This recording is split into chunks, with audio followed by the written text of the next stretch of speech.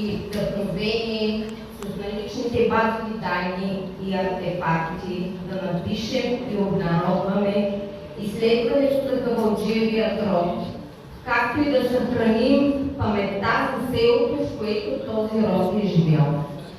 Темата разглежда част от културното наследство на село Краново, което се намира в област Силистра и е разположено непосредствено до днешната българо-румънска граница.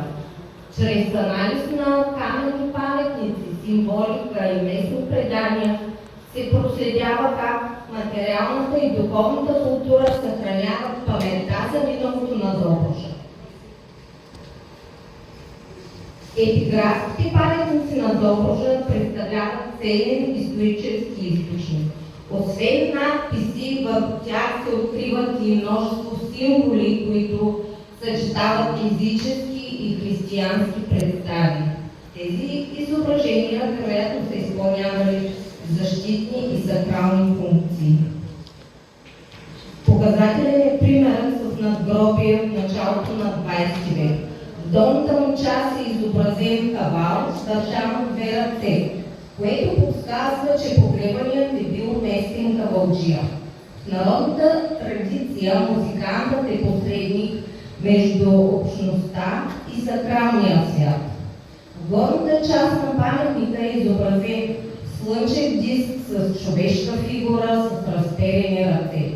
Поза близка до древният молитвен жест Оранта. Богомилите възприемат този древен символ като знак за изконност. Формата на кръста поражда различни научни тълкувания, свързани с богомилската традиция и с древните антропоморфни изображения. Подобни паметници са анализирани и от етнолога доктор Йордан Касабов, който публикува надгробие от Босна с фигура на свирач. Сходни антропоморфни мотиви се срещат и в българските шевици, което свидетелства за приемствеността на тази символика в народната традиция. Друг ценен паметник в селото, това е старата камена чешма. Освен, че е снабдявала с вода, тя е била и важен обществен и обреден център. Архитектурната ѝ украса символизира живота, плодородието, възраждането, както и защитата от зли сили, което показва, че украсата не е била само декоративна, а изпълнявала важна ритуална функция. Едно от най-устойчивите местни предания, съхранени в историческата памет на крановци, е споменът за събитията около възвръщането на Южна Добруджа към България.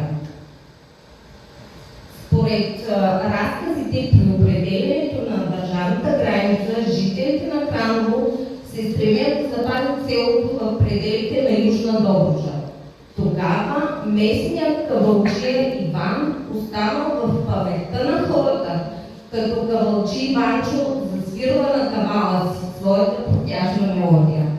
Неговата тъжна свирня тропа председателя на комисията и според преданието допринася за промяна на граничната линия, така че селото да остане в Южна Добруджа и в последствие заедно с нея се завръща в пределите на България. И днес на картата ясно личи характерният клин на границата, който е своеобразен белег на извоюваната човешка съдба, подкрепена с силата на един кавал и неговата съкровенна духовна позиция. Повече по темата ще се прочете в